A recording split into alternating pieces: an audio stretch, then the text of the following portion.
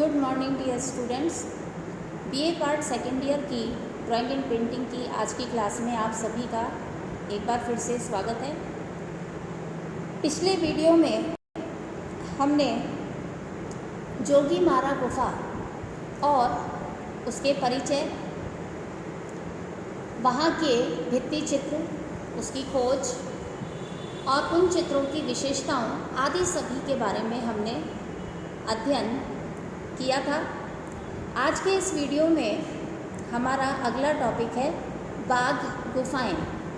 बाघ गुफाएं आज का हमारा नया टॉपिक है, बाघ गुफाएं।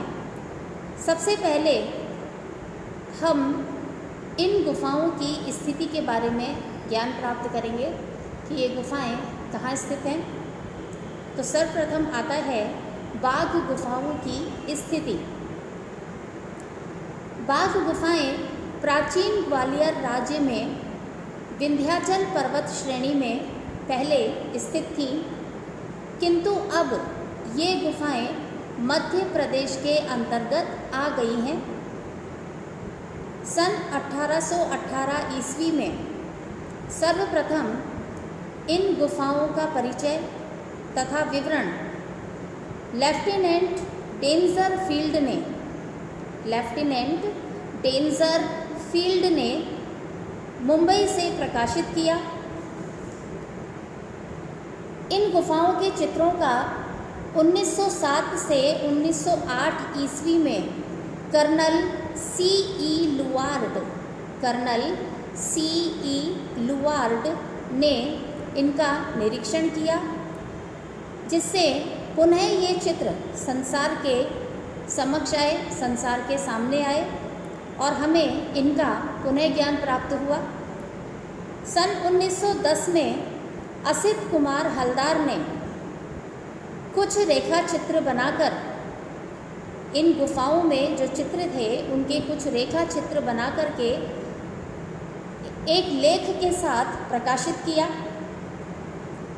सन 1925 में मुकुल चंद रे ने अपने विचार इस पर प्रकाशित भी किए थे, जिससे भी हमें और भी इन गुफाओं के बारे में ज्ञान प्राप्त होता है। इसके बाद आता है परिचय, बाघ गुफाओं का परिचय। बाघ गुफाओं का नाम वहाँ पर निकट में एक गांव स्थित है जिसका नाम है बाघ, और इसी गांव के नाम पर इन गुफाओं का नाम बाघ पड़ा। बाघ गुफाओं को स्थानीय लोग यानी वहाँ के जो लोकल पब्लिक है वह इसे पंच पांडव गुफाओं के नाम से पुकारते हैं। वहाँ के जो लोकल पब्लिक है वो इन बाघ गुफाओं को पंच पांडव नाम से पुकारते हैं। ये गुफाएं विंध्याचल पर्वत के दक्षिणी ढाल पर बाघ नदी के किनारे स्थित है। जिस क्षेत्र में ये गुफाएं काटी गई हैं वह बाघ नदी से 150 फुट ऊंचा है, लेकिन इस क्षेत्र में रेतीली चट्टानें होने के कारण गुफाओं के निर्माण में बहुत ही असुविधा हुई थी। यहाँ पर कुल 9 गुफाएं हैं, जिसके सम्मुख भाग की लंबाई 750 फुट है। इनमें से जो पहली गुफा है उसका नाम है ग्रह। पहली गुफा का नाम ग्रह है। इसका क्षेत्रफल 23 बाई 14 फुट है। 23 बाई 14 फुट है। ये गुफा एक कमरे के समान है जिसमें 4 स्तंभ हैं। दूसरी गुफा जिसका नाम पांडवों की गुफा है, ये गुफा एक वर्गाकार चैत्य है जिसके 3 ओर छोटी छोटी कोठरियाँ काटकर बनाई गई हैं। तीसरी गुफा का नाम हाथी खाना या हस्ती खाना है। जो तीसरी गुफा है उसका नाम है हाथी खाना या हस्ती खाना।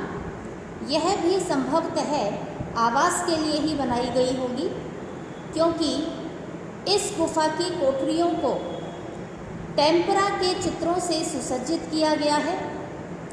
इस गुफा में 2 मंडप हैं, यानी 2 हॉल बनाए गए हैं।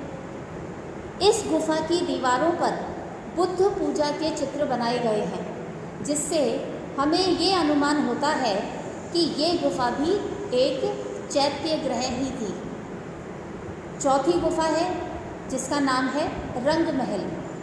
चौथी गुफा का नाम है रंग महल, और इसमें अब भी सुंदर चित्रों के अवशेष सुरक्षित हैं। जो चौथी गुफा है रंग महल, यहाँ पर आज भी हमें बाघ गुफा के सुरक्षित चित्र हमें प्राप्त होते हैं, जो आज भी सुरक्षित हैं। तीसरी और चौथी गुफा के मध्य 250 फुट खुरदरी चट्टानें हैं, परंतु चौथी गुफा 5वीं से और 5वीं गुफा 6ठी गुफा से भीतर द्वार से अंदर से संबंधित है। यानी चौथी गुफा 5वीं से अंदर के अंदर होती हुई 6ठी गुफा की ओर जाती है, उसमें अंदर से ही रास्ता बना हुआ है। चौथी गुफा के मध्य का मंडप, यानी जो वहाँ का हॉल है, जो मंडप है, वह 84 फुट लंबा है, 84 फुट लंबा है। यहाँ पर दरवाज़ों पर कुछ ब्रैकेट्स बने हुए हैं, यानी खाने बने हुए हैं, उनमें मूर्तियाँ हैं। उनमें जो मूर्तियाँ बनी हुई हैं वे सांची की शैली से समानता रखती हैं। 5वीं गुफा 95 बाई 44 फुट क्षेत्रफल की गुफा है, जिसमें दोनों ओर स्तंभों की पंक्तियाँ बनी हुई हैं। इस गुफा में छतों, स्तंभों और दीवारों पर टेम्परा चित्र बने हुए हैं, यानी टेम्परा शैली में चित्र यहाँ पर बनाए गए हैं। 6ठी गुफा में 46 फुट का एक वर्गाकार मंडप या हॉल है, जिसके साथ 5 कोठरियाँ भी काटी गई हैं। 7वीं, 8वीं तथा 9वीं गुफाओं के जो विषय हैं उनके बारे में हमें ज्ञान बहुत कम मिल पाता है, क्योंकि इन गुफाओं की छतें अब गिर चुकी हैं और चट्टानों तथा पत्थरों से जो छतें गिरी हैं उनकी चट्टानों और पत्थरों से यहाँ के दरवाजे बंद हो जाने के कारण अंदर भीतर प्रवेश करने के लिए जो रास्ता है वो लगभग बंद हो गया है, जिसके कारण यहाँ के चित्रों के बारे में हमें ज्ञान प्राप्त नहीं हो सका है। इसके बाद आता है इन गुफाओं का समय, या ये गुफाएं किस समय बनाई गई थी, इन गुफाओं का कालक्रम क्या है। इन गुफाओं में कोई भी ऐसा लेख नहीं मिलता, बाघ गुफाओं में से कोई भी ऐसा लेख प्राप्त नहीं हुआ है जिनसे इस महत्वपूर्ण कला मंदिरों की गौरव गाथा का हमें ज्ञान हो। यानी कोई भी यहाँ से ऐसा लेख या अभिलेख प्राप्त नहीं हुआ जिससे हमें इसके समय के बारे में ज्ञान हो पाए या अनुमान हो पाए। यहाँ की जो चट्टानें हैं वो भी इस योग्य नहीं हैं कि उन पर किसी प्रकार का कोई लेख उत्कीर्ण किया जा सके। प्रस्तर, अलंकरण तथा मूर्तियों के निर्माण के लिए ये चट्टानें उपयुक्त नहीं हैं। क्यों? क्योंकि जैसे मैंने पहले बताया कि यहाँ की जो चट्टानें हैं वे रेतीली हैं, और रेतीली होने के कारण यदि हम उस पर छेनी हथौड़ी का काम करें तो वो तुरंत ही झड़ जाती हैं, जिसके कारण यहाँ पर किसी प्रकार का उत्कीर्णन कार्य यानी खुदाई का काम नहीं किया जा सकता था। क्यों? क्योंकि ये रेतीली होने के कारण इस काम के लिए उपयुक्त नहीं थी। अतः अलंकरण के अभाव को पूरा करने के लिए जब ये समस्या हुई कि यहाँ पे अलंकरण फिर किस प्रकार से किए जाएं, तो इस समस्या को या इसको सजाने के लिए या इसको अलंकृत करने का काम किस प्रकार हो। तो जब यहाँ ये देखा गया कि ये चट्टानें रेतीली हैं तो किस प्रकार से इन्हें अलंकृत किया जाए, तब इस काम को पूरा करने के लिए चित्रकला का यहाँ पर प्रयोग किया गया, ना कि मूर्ति शिल्प का या खुदाई का, बल्कि यहाँ के लिए चित्रकला का कार्य ही श्रेष्ठ रहा। इस प्रकार चित्रित प्रमाण ही यहाँ पर लेखों का कार्य करते हैं, यानी यहाँ पर जो भी चित्र है वही यहाँ की परंपरा के बारे में, यहाँ के समय के बारे में हमें ज्ञान देते हैं। उनसे ही हम अनुमान लगा सकते हैं कि ये किस समय के चित्र होंगे। केवल यहाँ पर एक स्थान पर क से कबूतर, क शब्द हिरौंजी के लाल रंग से एक स्थान पर अलग से लिखा गया है। वी गेरडे, एक विद्वान थे वी गेरडे के अनुसार प्राचीन लिपि में क शब्द, जो क शब्द है वह 6वीं से 7वीं शताब्दी के प्रसंग में प्रचलित आया है और उनके अनुसार यही इन गुफाओं का समय माना जाता है, क्योंकि जो क शब्द है गेरडे के अनुसार 6वीं से 7वीं शताब्दी में जन्म हुआ था। क शब्द का प्रयोग उस समय क शब्द प्रयोग में लिया जाने लगा था, इसलिए गेरडे ने ये अनुमान लगाया कि शायद ये यहाँ पर क शब्द लिखा है, इसका मतलब शायद ये 6वीं से 7वीं शताब्दी की गुफाएं हो सकती हैं या उस समय की यहाँ पर कला ये हो सकती है।